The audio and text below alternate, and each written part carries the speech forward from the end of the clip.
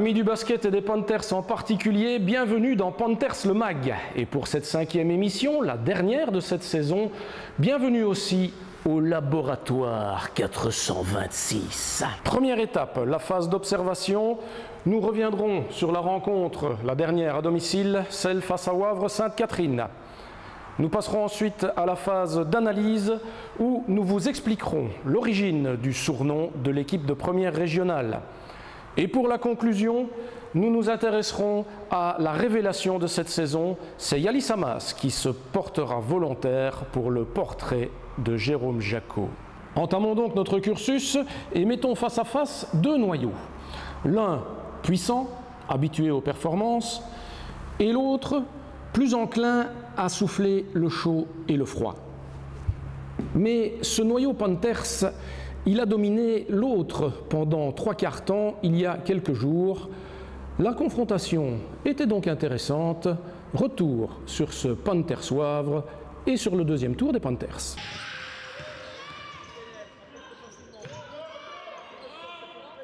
La saison s'est achevée en queue de poisson au Hall Octave Henry avec une défaite de près de 20 points. Décidément, ces Namuroises auront été les bêtes noires des Panthers durant tout ce deuxième tour. Un deuxième tour qui aura pourtant répondu plus qu'aux attentes des dirigeants, du staff et des supporters liégeois. C'est vrai qu'on a l'impression qu'on joue mieux en play-off encore, donc je crois vraiment que les filles ont progressé, elles sont bien présentes, malgré le non-match contre Namur, elles se sont bien reprises. Et voilà, elle joue les matchs avec beaucoup de caractère et ça paye, quoi. Les 4 autres matchs, on pourrait très bien avoir 4 victoires. Malheureusement, on n'en a qu'une. On perd d'un point à Wargame. Et chaque fois dans les 3 matchs, que ce soit à Eskaway ici, on peut tuer le match, on a le match en notre possession à un moment donné, surtout vers la fin du match. Ah, c'est fin de match. Défaite sur le fil à Wargame et par 2 fois contre le Eskaway. On comprend la frustration du coach qui est aussi le premier à faire son autocritique par rapport à cette gestion difficile. Moi, je dois aussi un peu trouver des solutions pour moi-même parce que chaque fin de match, on a la possession et on ne parvient pas à concrétiser. Donc, ce n'est pas toujours que la responsabilité des joueuses, le coach aussi. Je dois essayer de trouver le pourquoi et le comment qu'on ne parvient pas à finir ces matchs. Maintenant, elles se dépensent tellement au niveau énergie, on doit tellement rendre de physique par rapport aux autres équipes, par de l'agressivité dans les déplacements. À un moment donné, ça coince un peu physiquement. Du coup, revient plus souvent qu'à son tour l'idée d'engager une joueuse étrangère. Un apport vu d'un bon œil. Une joueuse avec de la percussion, ça peut faire du bien. Une joueuse capable de gagner des matchs, de prendre des matchs à son compte et qui peut amener de l'expérience à nos filles, je pense que oui, ça pourrait faire du bien. Oui. Une américaine ou une joueuse étrangère d'expérience qui est capable de prendre le match à son compte changerait beaucoup de choses, puisqu'à ce moment-là, tu peux te reposer sur elle pour aller mettre le panier final. En tout cas, il faut la trouver, bien sûr. Je ne dis pas que ça va être le remède miracle, parce que si on ne joue que plus que là-dessus, ce ne c'est pas notre jeu. Nous, on a un jeu collectif, un jeu en vitesse. Il faudra qu'elle rentre dans la dynamique. Mais c'est sûr que ça nous aiderait d'avoir peut-être un plus grand leader sur le terrain. Et ça nous manque quand même souvent au match où quand rien ne va. Les fins de partie, c'est une chose. Mais les premiers quarts, c'en est une autre. Combien de rencontres les principautés n'ont-elles pas démarré avec un temps de retard? Et du coup, il fallait cravacher au point de manquer de lucidité sur des paniers faciles. Des petits réglages qui permettront assurément à l'équipe de passer un cap. Mais quand on voit le résultat, on voit que notre projet sportif tient vraiment bien la route. Nos jeunes ont vraiment progressé beaucoup cette année. Le bloc va rester uni pour l'année prochaine, donc ça augure de très bons moments, je pense. C'est qu'il faut se dire qu'il y a un an d'ici, on était à 20 points, toutes ces équipes-là. Maintenant, on est à 1 point. Donc l'année prochaine, on doit être devant. De l'expérience, voilà ce qu'il manque aussi à cette formation qui pourra peut-être en engranger dès la saison prochaine sur la scène européenne. Une aventure qui se prépare avec minutie en coulisses. L'Europe, ça a quand même un prix et il faut bien assurer ses arrières avant de se lancer dans ce projet. On y travaille, on espère peut-être le concrétiser déjà cette année. Si ce n'est pas cette année, ce sera l'année prochaine. Les Vous Panthers Liège ne manquent pas d'ambition, mais ce qu'elles souhaitent peut-être par-dessus tout, c'est susciter l'engouement autour d'elles.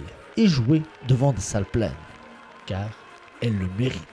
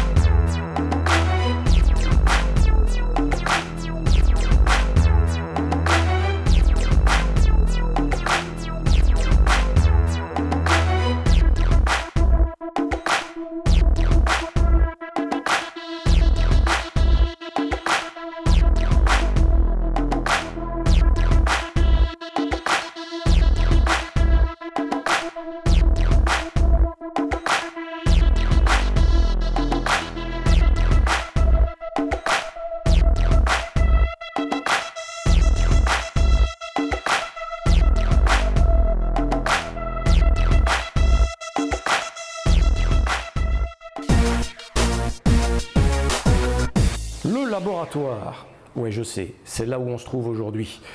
Mais nous, c'est la galaxie Panthers que l'on étudie de près. Et dans cette galaxie, le laboratoire, c'est aussi le nom de l'équipe de première régionale. On va donc s'intéresser de plus près à ce phénomène et vous expliquer le pourquoi de cette appellation d'origine contrôlée. Dernier step de l'académie, la régionale 1. L'antichambre de l'élite, là où toutes les jeunes Panthers aux dents longues attendent le tapis, leur heure, en démontrant sur les parquets leur talent. Oui et non. On y retrouve certes des jeunes en devenir, mais l'alchimie de cette équipe est bien plus complexe. Ça permet aux jeunes qui jouent dans les deux équipes U16 et U19 de venir jouer un match avec un peu d'adversité, un autre basket dans le sens où basket un peu plus mûr, un peu plus expérimenté, et ça permet aussi à certaines joueuses qui sont éventuellement en problème de blessure ou en nécessité de temps de jeu par rapport à la D1 de venir de temps en temps compléter leur temps de jeu dans notre groupe R1. Vous l'aurez compris, la R1 est considérée comme un grand laboratoire. Les automatismes et la cohésion s'en ressentent puisque l'équipe change de semaine en semaine.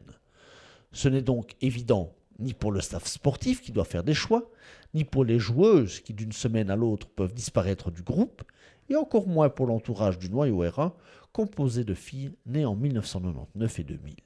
Parfois, et ce que je peux tout à fait comprendre, c'est difficile pour un papa ou une maman de pouvoir se réguler par rapport à de semaine en semaine, parce qu'il y a des semaines où la gamine va peut-être jouer, où la joueuse va peut-être jouer, avoir un temps de jeu important, et d'autres semaines où le match doit être gagné, où il y a d'autres joueuses qui sont là et le groupe est peut-être un petit peu plus expérimenté au point de vue basket. Certaines joueuses ont moins de temps de jeu à ce moment-là, donc pour les parents, parfois, c'est difficile à comprendre. Cette philosophie est néanmoins d'application depuis 3 ans. Un laboratoire grandeur nature pour le staff qui peut donc profiter de cette équipe pour essayer certaines tactiques, mais surtout offrir de l'opposition à des joueuses qui franchiront à terme le pas vers la D1. Car c'est bien là l'essentiel, c'est d'apporter aux U19 et aux U16 qui goûtent déjà à cette R1 ce qui leur manque le plus dans leur catégorie d'âge, l'opposition physique. On apprend à jouer contre des filles plus âgées, des filles plus grandes, pas toujours des filles de notre âge. Donc je trouve que c'est bien et pour aller en D1, je pense que oui, le passage par la R1 est obligatoire. Comme ça, elles peuvent jouer contre des filles plus expérimentées, que dans leur catégorie, souvent elles survolent un peu, donc je pense que c'est bien. Si la guide de cette équipe le dit, il faut la croire puisqu'elle accompagne désormais la D1 où elle grappille ça et là quelques minutes de temps de jeu. D'ailleurs, les jeunes liégeoises sont bien conscientes que disputer des rencontres dans cette catégorie ne peut être que bénéfique pour le futur, d'autant que le niveau de la R1 augmente d'année en année. L'adversité aussi, puisque l'on y retrouve des anciennes joueuses de l'élite, sans parler du fait que le match de R1 constitue finalement le complément idéal à la rencontre disputée dans sa catégorie d'âge. C'est une récompense, quoi. On apprend beaucoup en jouant à R1. Et ça nous apporte quand même beaucoup de choses. Et voilà. Quoi, par exemple? De l'expérience surtout, et puis du temps de jeu aussi, si on n'en a pas assez dans les autres catégories, on en a en R1. On peut jouer rapidement, jouer avec des jeunes, on peut se libérer, on joue tous nos mouvements et oui, c'est très intéressant de revenir comme ça. On peut essayer notre rencontreur, ressortir la balle, c'est très bien. L'ARA constitue en fait une étape essentielle dans la formation globale d'une Panthers amenée à rejoindre un jour l'élite. C'est bien simple. Ce qui se réussit aisément en U16 est bien plus compliqué en R1. Exemple. C'est attaquer parce qu'elles ont plus d'expérience, du coup elles savent plus comment jouer en défense qu'en minime ou en cadette. C'est plus facile vu que c'est des filles de mon âge, du même gabarit que moi, tandis qu'ici c'est beaucoup plus dur, quoi. On apprend plus vite? Oui, c'est sûr qu'en jouant contre des filles qui ont de l'expérience, on apprend toujours d'office plus en ayant difficile. On pourrait les multiplier à l'envi, ces petits trucs que l'on réussit facilement en catégorie d'âge et qui s'avèrent être des montagnes face à des adultes. Mais l'équipe peut toujours compter, dans les moments difficiles et les rencontres très serrées, sur ces routinières de D1 qui savent comment motiver les troupes, mais surtout aussi bousculer un adversaire. L'arme favorite? Plus agressive et tout ça, donc on est habitué et en RA on peut jouer comme on l'a appréhendé. L'exemple vient d'en haut, ne dit-on pas. Et même si le sauvetage n'a été que récemment assuré, le staff des Panthers a à nouveau gagné son pari. La vraie victoire, on la constate toutes les semaines au sein des U16 et U19. Certaines joueuses, effectivement, tirent profit de l'expérience en RA, notamment dans tout ce qui est impact athlétique et impact physique. Dans le sens où parfois, en jeune, on n'a pas l'occasion de jouer face à des joueuses qui sont déjà mûres physiquement. Ici, c'est le cas en RA et je pense que les conditions de travail que les Panthers mettent en place et les conditions de jeu, toujours avec le même projet sportif, c'est-à-dire un jeu rapide, jouer, je vais dire, en un contre un en première intention avec beaucoup de transitions, ça permet aussi à certaines joueuses de franchir un palier en jeune et vraiment de devenir des vrais leaders et des vrais pions essentiels dans leurs équipes d'âge. On vous le disait, la R1 c'est un laboratoire.